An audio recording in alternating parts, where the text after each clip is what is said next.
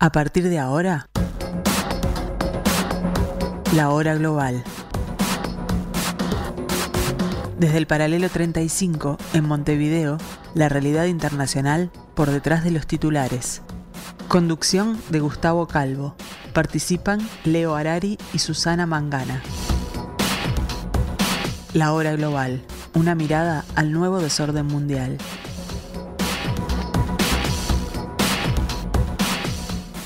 Muy buenas tardes, amigos. 15:02 de este jueves 14 de marzo del 2024, aquí en la tarde de Radio Mundo en el 1170 AM de vuestro dial, aquí en el paralelo 35, comienza otro capítulo de La Hora Global.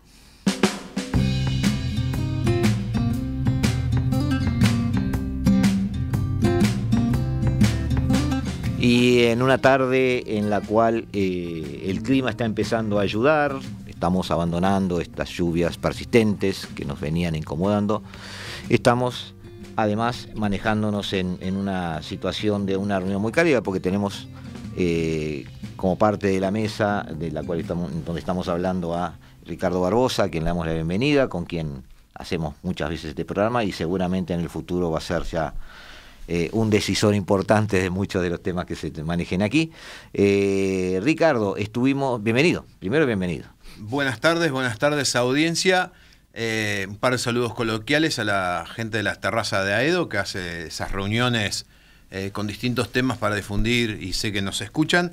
Y para ayer un señor marino viejo que me deseó buenos vientos y yo le respondí que tenga un pie de agua bajo la quilla, que es el tradicional saludo de los marinos. Buenos vientos y un pie de agua bajo la quilla. Buenos vientos lo entiendo. El pie de agua bajo la quilla es algo como mandarín. No, fácil. De una provincia del norte. Un pie 0,33 de metro. Entonces cuando decimos un pie de agua bajo la quilla es para que el buque nunca quede encallado. Nunca quede encallado. O sea, que tenga buenos vientos y una buena navegación. Un colchoncito de agua abajo, o sea Siempre es necesario para poder moverse. Se entendió. Bueno, gracias por tu iluminación sobre este tipo de coloquios. Son cosas mundanas de un mundo paralelo muy que interesante. Es el mundo naval. Ricardo, manejamos el jueves pasado una especie de puesta a punto de la situación en Ucrania, que es uno de los dos conflictos que nos, no voy a decir nos desvelan, porque en realidad son conflictos que, desde el punto de vista político, estaban presentes antes de que se disparara la primera bala. Son conflictos que no deseamos, pero en definitiva de alguna manera nos sorprenden. Son conflictos además que ponen frente a frente a personas, entidades, grupos, naciones, estados, poderes que son antagónicos y que tampoco por eso nos sorprende. Una de ellas, como dijimos, es Ucrania y la otra es la intervención de Israel en la Franja de Gaza. Un lugar con el cual no se llevaba bien, un lugar que justamente estaba permanentemente dispuesto a recibir y realizar disparos tanto de armas como de misiles, y donde, bueno, se está repitiendo un poquito un enfrentamiento de otra forma, pero entre conocidos enemigos íntimos, por llamarlo de alguna manera. Vimos Ucrania, hoy querías redondear un poquito la situación en Gaza, sí. Con algunos aspectos que yo siempre recuerdo, que tú siempre nos recordás, que cuando analizamos una guerra, un conflicto, lo que sea, no estamos analizando un enfrentamiento militar que es en sí mismo el universo del problema, claro. Ni siquiera a veces es el problema y a veces ni siquiera es lo que causa el problema. No. Volvemos a Clausewitz. Claro. Yo te decía de poner a punto después del periodo de vacaciones. Nosotros ya lo hemos tratado acá en la radio y tuvimos varios programas y dentro de eso, como siempre, no es el objetivo juzgar qué está pasando o qué deja de pasar, o qué decisiones son correctas o incorrectas, pues sería una soberbia de parte nuestra. La idea es analizar y entender el porqué de los eventos, y como vos bien dijiste, con Clausewitz a la cabeza, porque esa famosa frase de un libro de casi 1200 hojas vale solo el libro, que es: la guerra es la continuación de la política por otros medios. Entonces nosotros, cuando hablamos del tema de Gaza, en los programas anteriores que trajimos información puntual como encuestas en los lugares del observatorio árabe, en la Franja de Gaza, en Cisjordania, encuestas dentro del Estado de Israel, encuestas dentro de la principal potencia que apoya a Estados Unidos de esta visión, y como claramente dijiste, esto no es no surgió de la nada, es un continuum que viene generándose prácticamente desde el 48, y acá lo que planteamos es que había dos grandes estrategias: una estrategia del Estado judío para lograr no solo establecerse en el territorio, sino ser reconocido por el sistema internacional, y otra estrategia por las colectividades árabes, que lo que buscaban era que no existiera ese Estado, y después una lucha por el no reconocimiento de ese Estado. A lo largo del tiempo, como lo planteamos acá en los programas anteriores, nosotros hicimos una sencilla presentación donde decíamos, bueno, en el 48 peleó contra 7 estados, en el 66 peleó contra 5 estados, en el 73 peleó contra 2 estados, y a partir de ahí viene una serie de vinculamientos de esa estrategia, decisión política y del cambio de las políticas del entorno y el sistema internacional, a lo cual lleva a que el Estado de Israel prácticamente sea reconocido por 168 países. Algunos todavía no lo reconocen, pero también hay un avance en el reconocimiento de los estados árabes a lo largo de distintos procesos que muchos llamaron tierra por paz, otros ocupaciones por paz, o sea, toda la panoplia que pueden tener de soluciones políticas, porque tanto tierra por paz, ocupación por paz, son decisiones políticas efectuadas de repente por o ciudadanos en uniforme, como se le conoce en Alemania, que son soldados. Entonces, ese proceso llevó a que, como por ejemplo Turquía en el 49 ya había reconocido el Estado de Israel, Irán lo reconoció del 53 hasta que vino la revolución, pero Egipto lo reconoce en el 79, Palestina lo reconoce en el 93, Jordania en el 94, Bahrein en el 2020, Estados Árabes Unidos en el 2020, Marruecos en el 2020, con el famoso Tratado de Abraham. Y acá yo te voy a pedir permiso, voy a ser atrevido, porque voy a leer una parte de un trabajo que hice para publicar, que va a salir en la revista Naval de marzo y de julio, que es basado en la visión estratégica y todo lo que ha sucedido acá en la Franja de Gaza. Entonces hay una parte que yo la titulé La decisión estratégica. ¿Por qué? Porque se piensa políticamente cómo se puede hacer, por el lado árabe, para cambiar la estrategia que estaba en esos momentos siendo bien conducida por el Estado judío de lograr los reconocimientos. Entonces se toma una decisión política para que sea una decisión táctica, o sea, en el terreno, y que afecte la estrategia. Y lo que yo me refería era algo así. Dice, el 7 de octubre del 2023, a las 6 horas de la mañana del sábado, día festivo judío, se tomó una decisión política a ser implementada a través de una decisión militar. En este caso, una incursión, para el que no conoce, es una correría, una racia, un ataque, una batida, una expedición. Para los militares, la incursión es entrar en territorio enemigo, lograr el objetivo militar y volver a territorio propio. Si a esto le sumamos que debe ser una acción terrorista, que es una acción política que por la acción del terror busca infundir el mensaje. Entonces se plantean preguntas básicas para llevar a cabo la acción. ¿Quién es el enemigo de la acción planteada? ¿Qué es lo que le causaría más terror al enemigo de esa acción planteada? Y la pregunta más importante, ¿cuál es el objetivo de la acción planeada? Las posibles respuestas se desarrollan a continuación. Todas las sociedades poseen valores espirituales y religiosos que pasan por una asimilación y valoración intangible e irracional conocido como la fe.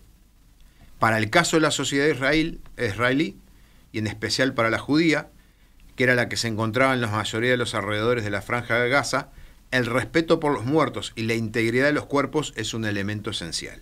El vilipendio de estos causaría un gran golpe emocional para ese colectivo. Por lo tanto, generar la mayor cantidad de muertos, en particular ancianos, mujeres y niños, la mutilación de esto y la tortura formaban parte del modus operandi, para causar esos efectos psicológicos y morales en la búsqueda de una reacción individual y colectiva contra los perpetradores de esta acción, que es lo que estamos viendo en el terreno que pasa hoy. Otra parte fundamental de la acción terrorista es la difusión de imágenes que se quieren transmitir. Como sabemos, en este siglo cada persona porta un celular, es un observador interesado o no de los eventos que ocurren a su alrededor. En este caso, el interés de difundir estos eventos, los perpetradores cargaban cámaras individuales conectadas a la nube para evitar perder las imágenes que serían necesarios para difundir a través de las redes sociales y los eventos con el mensaje del grupo perpetrador. De esta manera se preparó una incursión militar terrorista sumado a la cobertura espiritual de los perpetradores en el concepto de la inmolación por la causa propia ajena. Como vemos, esta incursión debía lograr un objetivo táctico y estratégico: causar el terror dentro del territorio israelí, al grado de ser el evento más dramático desde 1948. Cuando mencionamos anteriormente el objetivo de buscar el terror en el componente que incurrió, no solo pasa por el convencimiento político, sino por el convencimiento religioso, acompañado de los cambios de las reglas para los eventos no sean cuestionados moralmente por los individuos. Y esto llevó a una reacción que para muchos aparece desmedidas, eso lo jugará cada uno como entienda, que cambia la política del Estado de Israel de lo que llamaba cortar el pasto, que nosotros también lo hablamos acá. Sí. Cortar el pasto es cuando el pasto crece, lo corto y me saco ese problema. Crece, lo corto y me saco este problema. Ahora lo que se cambió la política es a eliminar el pasto, porque es una molestia. Entonces lo que estamos viendo es ese cambio en la toma de decisión del Estado israelí provocado por esta acción para ver si se podía lograr un retroceso en los reconocimientos de los estados árabes por parte del Estado de Israel y un retroceso en el reconocimiento del Estado de Israel por la sociedad internacional. Bien. Al día de hoy, te cedo la palabra, vos dirás qué está pasando. No, claro. Más que al día de hoy, quería... tiraste muchos conceptos juntos y tenemos oyentes que están absolutamente al tanto de lo que está pasando y oyentes que ven el resultado de esto y se están perdiendo de repente parte de lo que sucede. Esta historia se está contando, capaz que por comodidad de algunos periodistas, capaz que por ahorro de tiempo de algunos analistas, generando un capítulo en 1948, después un salto en el tiempo hasta hoy. Y no funcionó así. No funcionó así. No funcionó así porque el pistoletazo de salida de 1948 implicó una pretendida solución de dos estados, ¿tá? Pero no es punto y aparte, hay que seguir hablando ahí, que solo uno reconoció y que solo uno aceptó y el otro no. Por lo tanto, generó una situación, no voy a dar razones, le voy a dar razón a nadie, pero generó de arranque una situación de tensión y conflicto permanente. Claro, ahí vos mismo estás planteando de que ya en el 48, al mismo problema que era la creación de los dos estados, hay dos visiones diferentes. Aunque algunos digan de que el Estado judío aceptó porque después iba a tratar de conquistar el Estado palestino, eso es futurología. Aceptó, punto. Aceptó, punto. Ahí está. Y el otro, confiado en lo que decimos los realistas, el poder de la fuerza, entendió que los 7 estados que estaban en contra de eso iban a lograr en el terreno a través de las armas, claro, lo que no habían logrado en la parte diplomática. También hay algunos detalles finos que, vistos en perspectiva, adquieren importancia a lo largo del tiempo. Las Naciones Unidas hablaron en ese momento de que el otro estado iba a ser un estado árabe. Y hoy el concepto de árabe no es esencial en la ecuación del Cercano Oriente. Es decir, yo puedo categorizar e identificar enemigos claros de Israel, que no son árabes, por ejemplo, y que están en este conflicto actuando.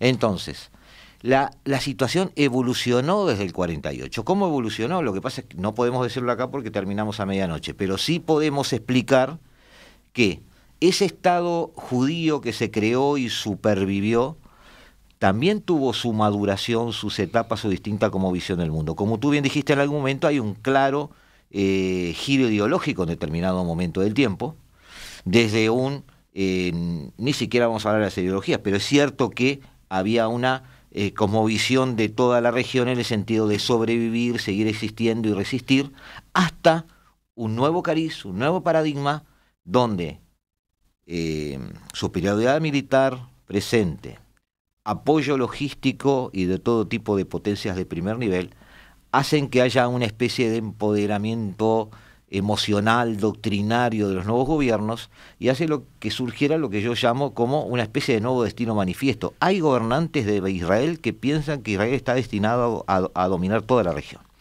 ¿Son relevantes o no? Lo veremos. Pero hay un cambio de tono.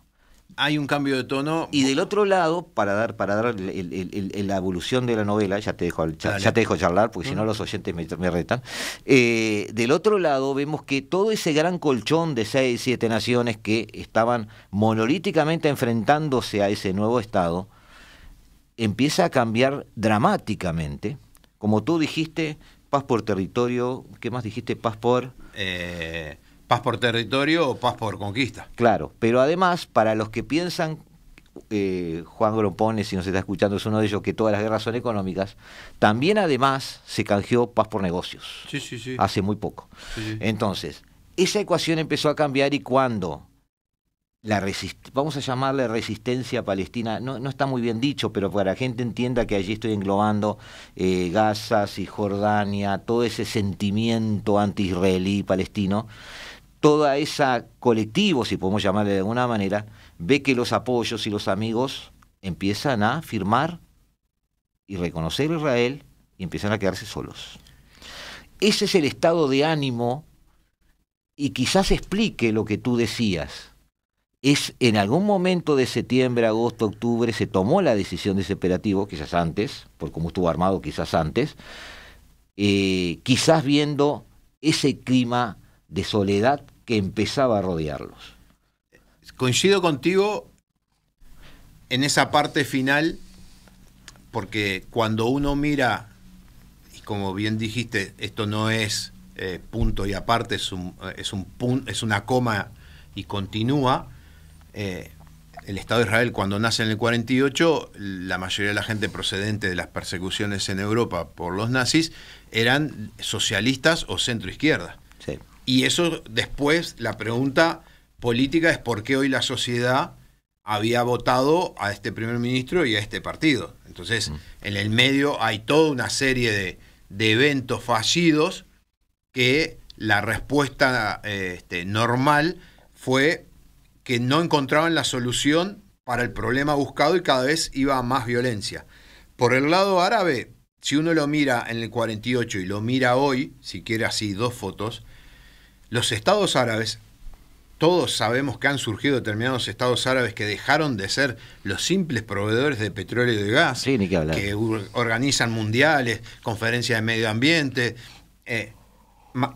abastecen económicamente a Hamás, pero negocian para liberar rehenes. O sea, hay estados árabes que han cambiado su visión de mundo, se han modernizado, y los que los están dirigiendo tienen niveles intelectuales originados en Occidente.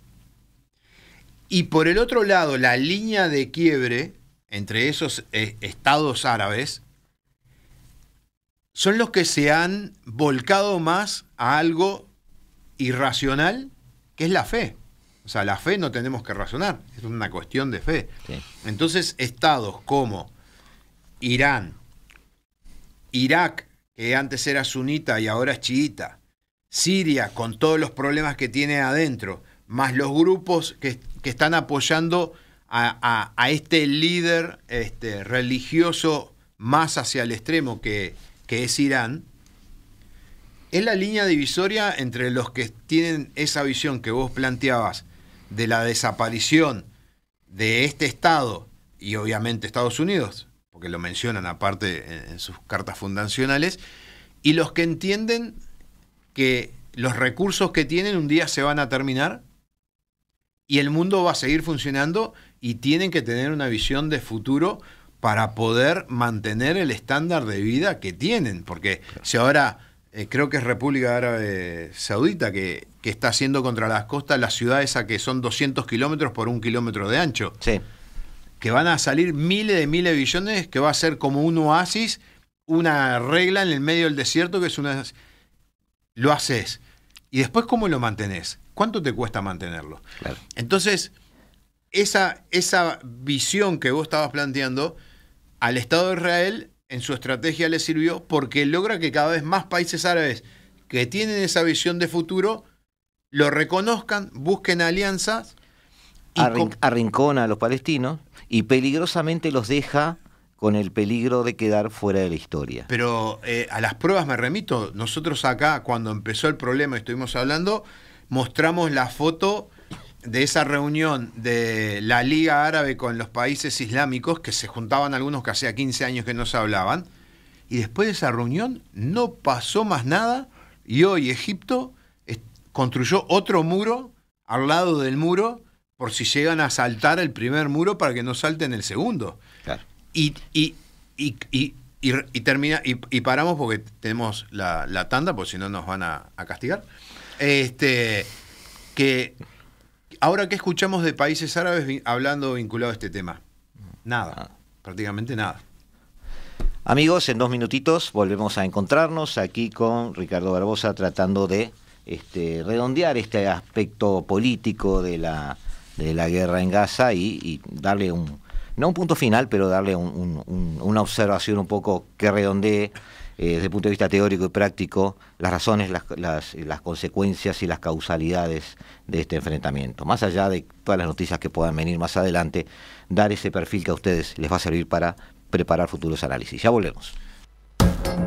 Estás escuchando La Hora Global, una mirada al nuevo desorden mundial.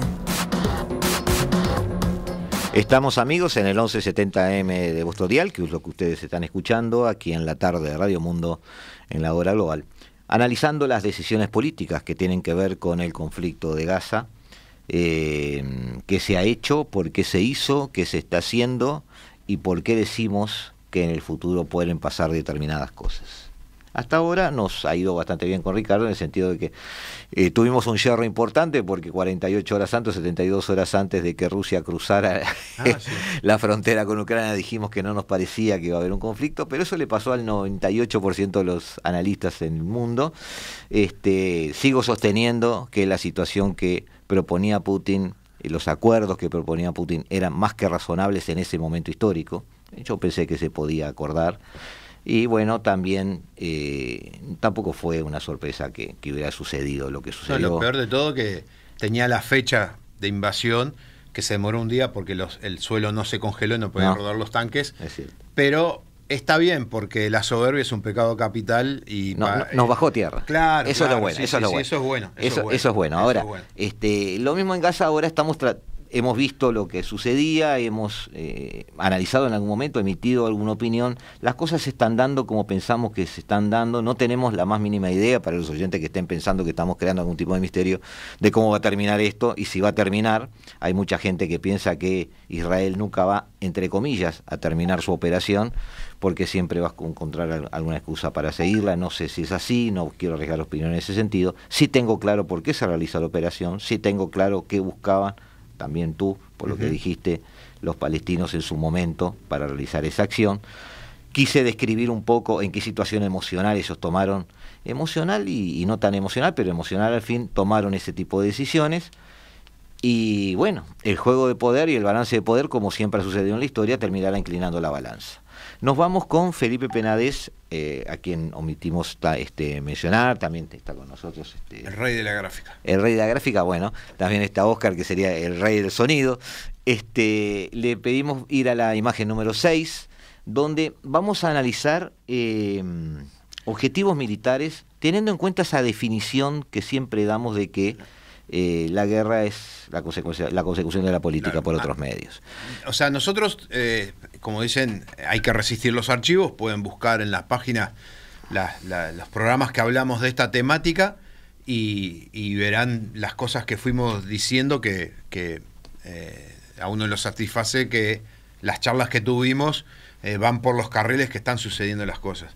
Y una de las preocupaciones que siempre planteábamos ahí en los distintos programas que tuvimos fue que nosotros lo único que teníamos era lo que se llama la decisión política. Claro. Que era, en este caso, el primer ministro israelí planteaba la eliminación de Hamás, la recuperación de los secuestrados y tomar el control de la Franja de Gaza. 3-4 cositas muy sencillas. Sí. Que además son decisiones políticas que son las que se comunican. No sabemos si son todas, si son las reales o claro. Lo que sucede. Pero en principio tiene sentido. Tiene sentido y también tiene la interrogante de cómo la van a hacer. Porque cuando se toman decisiones, eso es lo que se llama el nivel estratégico puro, que es la decisión política, es allá arriba. Después está la parte militar abajo. Entonces la pregunta era, ¿cuál iba a ser la traducción de la decisión política en decisión militar?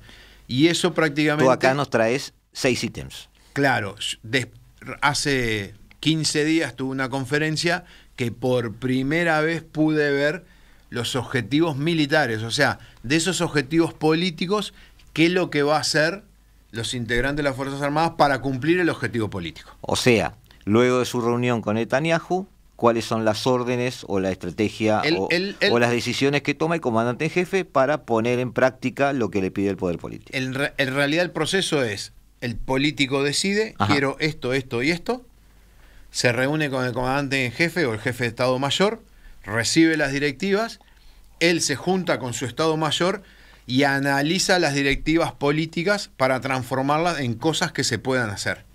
Y estos son estos 6 puntos. Y los leemos, voy medio rapidito. Sí. Aniquilar las capacidades administrativas y militares de Hamás y la yihad islámica, porque siempre hablamos solo de Hamás, pero hay otro grupo. Sí. En Palestina, en la Franja de Gaza. Crear las condiciones para la devolución de los rehenes, restablecer la seguridad de los habitantes en las comunidades fronterizas, fortalecer la seguridad personal y resiliencia nacional, porque no nos tenemos que olvidar de que cuando ocurren estos ataques había momentos políticos muy tensos dentro de Israel. Sí. Con manifestaciones en contra del gobierno. Y durante la incursión, una gran demostración de debilidad de la seguridad claro. de Israel, que además ahora se tiene que recomponer claro. y solucionar el problema. Porque el lema de este partido político era que los israelíes tenían su mayor seguridad dentro del Estado de Israel. Y lamentablemente no está pasando eso. Preparación inmediata para cualquier desarrollo en la arena norte, o sea, estamos hablando de enfrentarse a Hezbollah. Ninguna amenaza para Israel por parte de la Franja de Gaza a largo plazo. Este último punto es el que hablábamos nosotros de cortar el pasto o no cortar el pasto. Ahora directamente es arrancar el pasto. Sí.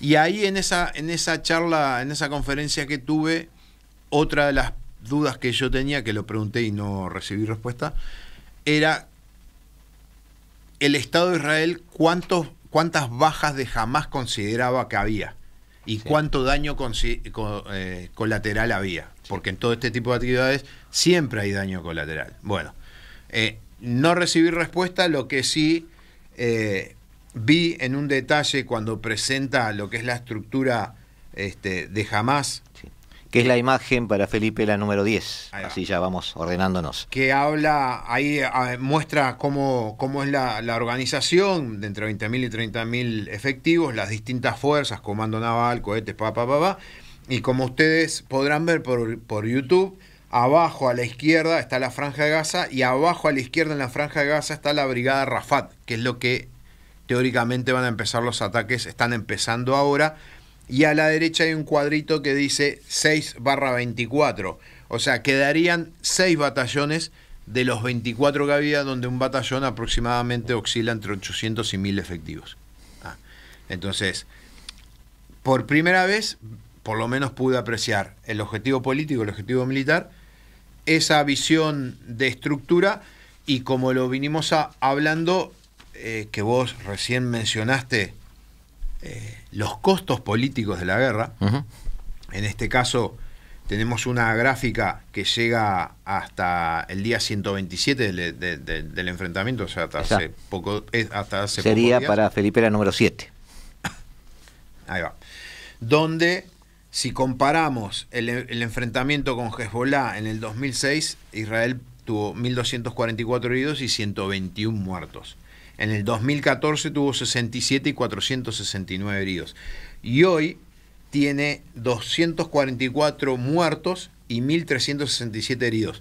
Es la situación de mayor bajas, incluyendo desde la guerra de Yom Kippur. Claro.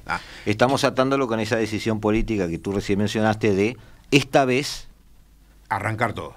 Y terminar con el enemigo. Claro. Lo que no está planteado políticamente es qué va a pasar en el después. Y ahí ha habido discusiones, claro. ¿Quién va a controlar la Franja de Gaza? ¿Quiénes van a vivir? ¿Qué estatus va a tener? ¿Va a estar ocupado o no va a estar ahí ocupado? Hay contraargumentaciones interesantes, porque hay personas que dicen, bueno, Israel está teniendo una visión a corto plazo porque en definitiva todos estos ataques pueden estar generando nuevas generaciones de terroristas, nuevas formaciones a futuro. Es cierto que el odio a Israel está presente y seguirá presente. Ahora, no es cierto que eso automáticamente y linealmente genere nuevas organizaciones militares por sí. Tendríamos que ver los apoyos que reciben. Sí. Que eso también quizás haya algo a corregir, como tú dijiste, Egipto está empezando a jugar en esto, y Egipto, por ejemplo, está cerrando el grifo desde el sur, Egipto no que quiere... es algo que permitió la vida de Hamás en algún momento. Sí, no quiere problemas porque también está lo que se llama la fracción de Estado claro. Islámico Sinaí, es otro problema.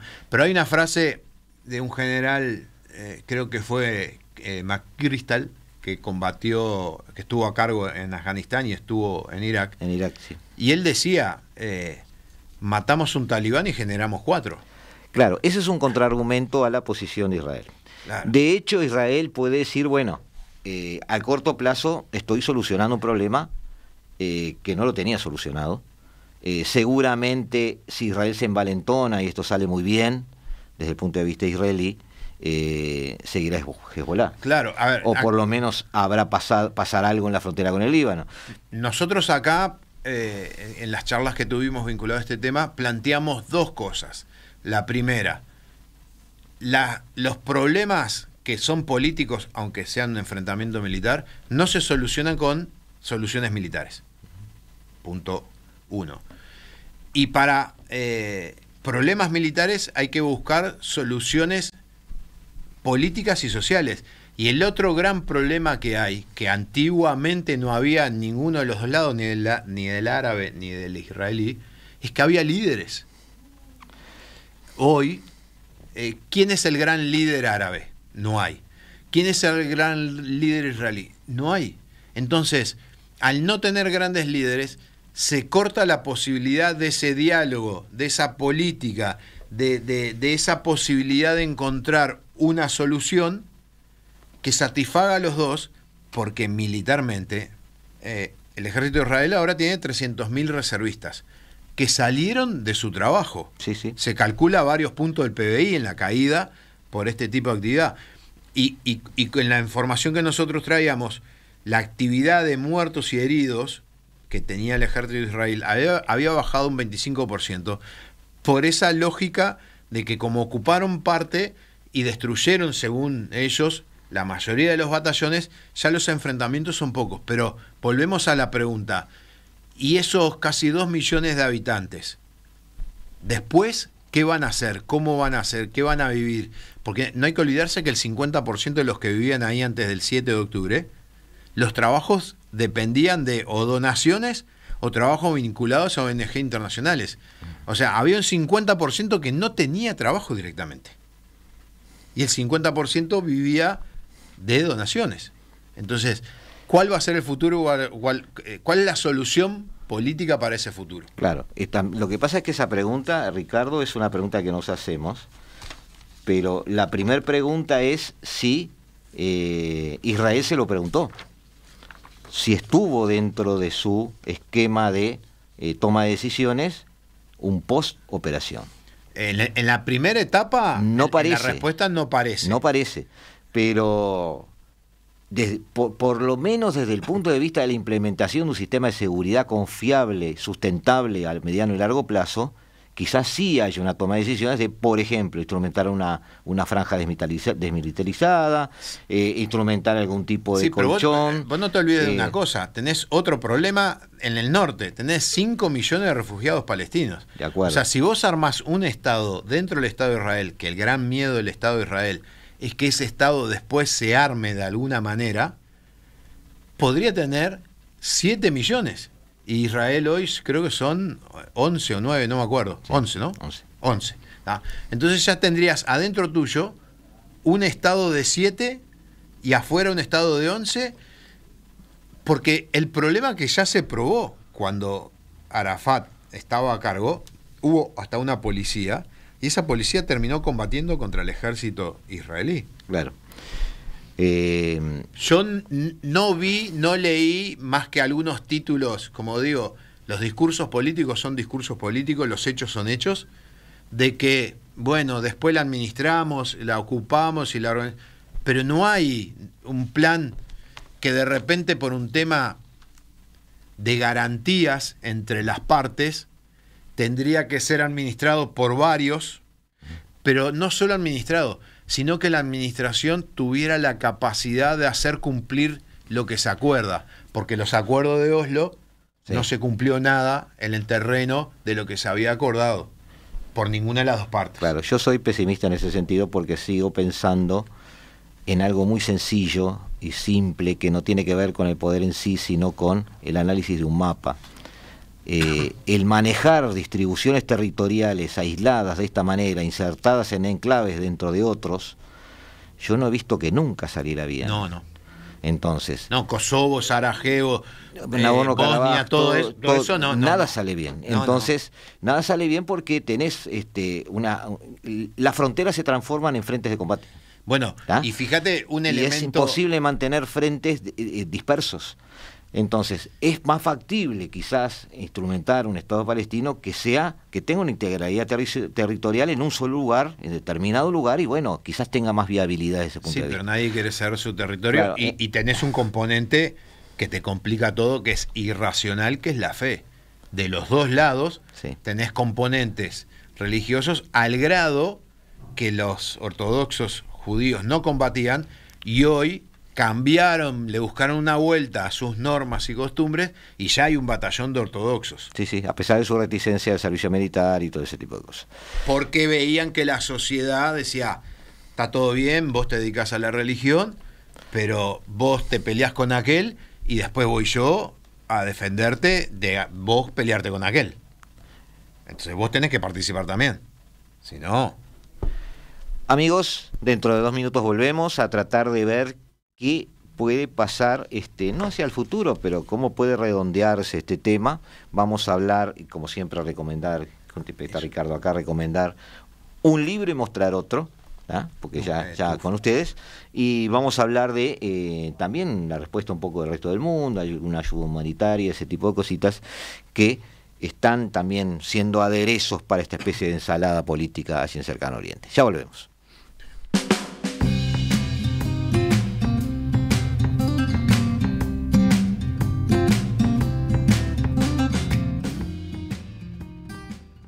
Muy desordenado. Buenas tardes, amigos. Seguimos charlando acá en las tandas como corresponde a los programas de Radio Mundo.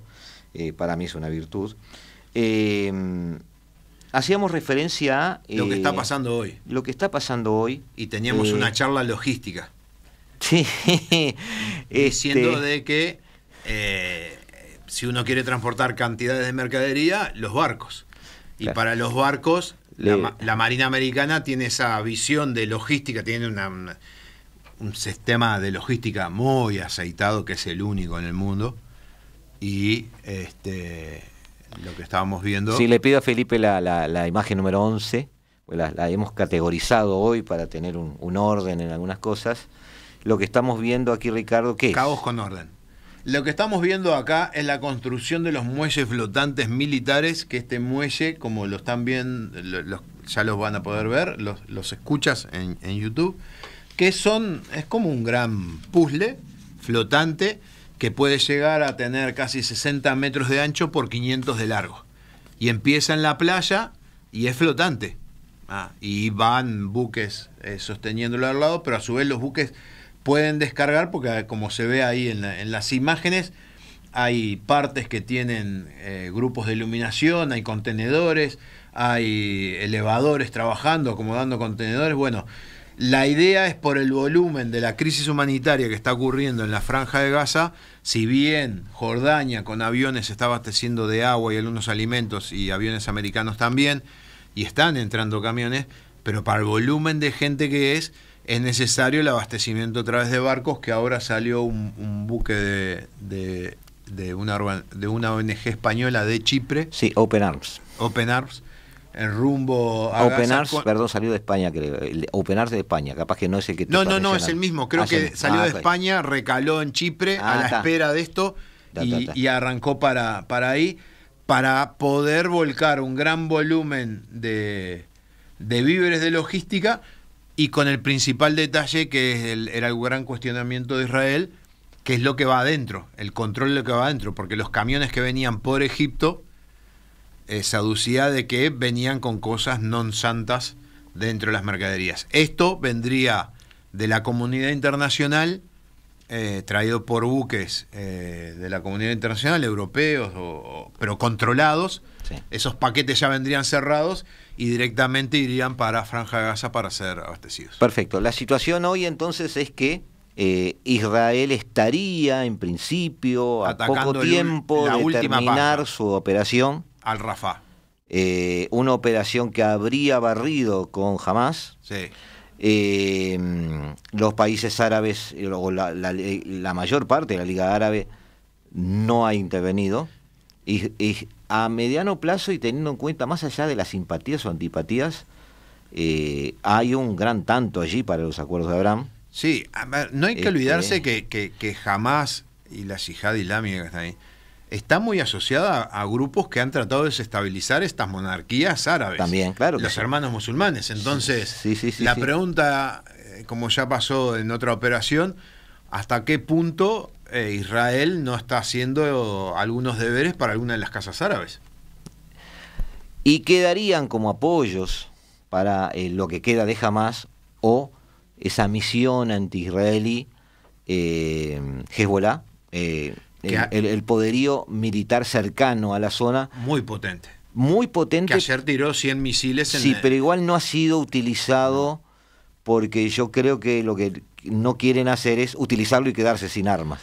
Lo que pasa es que creo que corren el riesgo... Mientras sea una amenaza, sigue estando vivo el nombre de Hezbollah. Claro, mientras te estén molestando, te están molestando. Exactamente. Si con los hutíes pasa lo mismo, claro. Es decir, los hutíes seguirán tirando algún misil, molestando algún buque. Vamos a ver qué pasa con la coalición internacional esta que está allí tratando de solucionar ese problema. Irán sigue alimentando, tirando nafta al fuego, a ver qué sucede. Ahí en el estrecho el gran peligro es, ya hundieron un buque lleno de fertilizante, el tema de contaminación ambiental. Sí, los efectos secundarios de eso están empezando a complicar. Llegamos a algunos avisos parroquiales, amigos. Yo muy contento he recibido este libro que se llama La venganza de la geografía, de Robert Kaplan. Lo presentamos. Que es un clásico para muchos de los que estudian geopolítica. Su título, La geografía marca el destino de las naciones, y atrás dice tapa dura, porque el amigo Ricardo me lo consiguió con tapa dura. Es inexorable la hegemonía de China. ¿Cómo se explica el cinismo actual de la política rusa? ¿Durará el actual régimen iraní? Como siempre repito que me dijeron que dijo Napoleón: viendo el mapa de un país sabemos qué tipo de política lleva adelante, porque su geografía Otro manda. Detalle, ese libro va por la edición 22. Bien. En español, y creo que como 25 o 26 en inglés. Es un referente para todos aquellos que quieran saber, además aprender geografía. Sí, por vamos a aprender geografía. Sí, porque tiene mapitas. Pero la recomendación de hoy es otra, que es... un poco algo más técnico para los que nos escuchan y le interesa los temas de conflicto, en este caso de Ucrania, no tanto titulares, ni diarios, ni aclaraciones políticas, sino algo más analizado desde el punto de vista estratégico, desde el punto de vista táctico, desde el punto de vista operacional, desde el punto de vista de los efectos de la combinación de distintos sistemas de armas y todos esos funcionamientos. En este caso, este es el tercer tomo, ya hay 2 tomos. Este va de la reconquista de Gerson al estancamiento, o sea, de septiembre del 22 a lo que fue la fallida contraofensiva, y ahí se hace un análisis de todas las decisiones políticas que se decidió, los cambios de estrategia de un lado y del otro, los abastecimientos de todo tipo de material, qué efectos estratégicos tienen. Un excelente libro de casi 250 páginas que lamentablemente no se consigue en plaza, lo pueden conseguir entrando a la revista Ejércitos o por Amazon.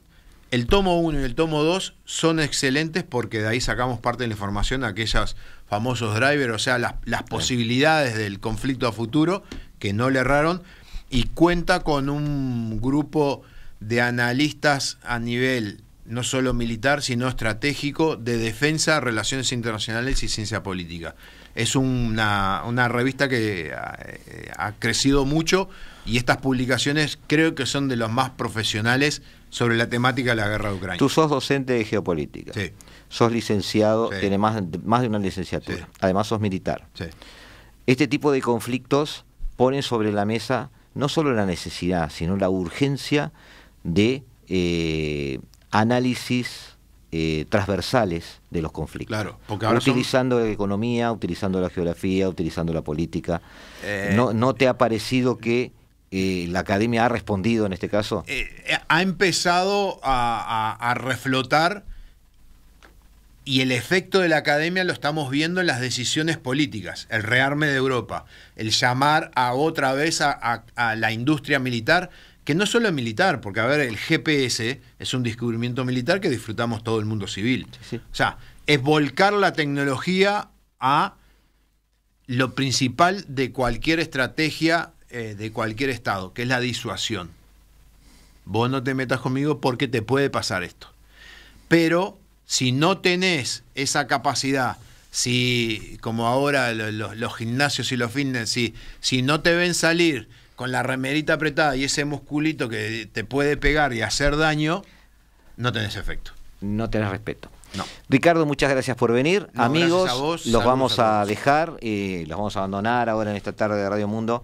Como siempre decimos, los vamos a dejar en un momento ideal para cualquiera de ustedes, porque durante 2 horas no van a envejecer, van a escuchar la mejor música del mundo, van a poder bailar en su casa si quieren, si están Nutrirse en de el auto. vida, música. Sí, si están en el auto pueden con los dedos seguir el ritmo de todas aquellas canciones que va a poner, analizar y con las cuales nos hace volar Eduardo Rivero en Se hace tarde. Que viene después de nosotros ya nos vamos, y como cada martes y cada jueves a las 15 horas volveremos a estar en el 1170M de vuestro dial, aquí en el estudio de Radio Mundo, tratando de comunicarnos con ustedes y entender este nuevo desorden mundial.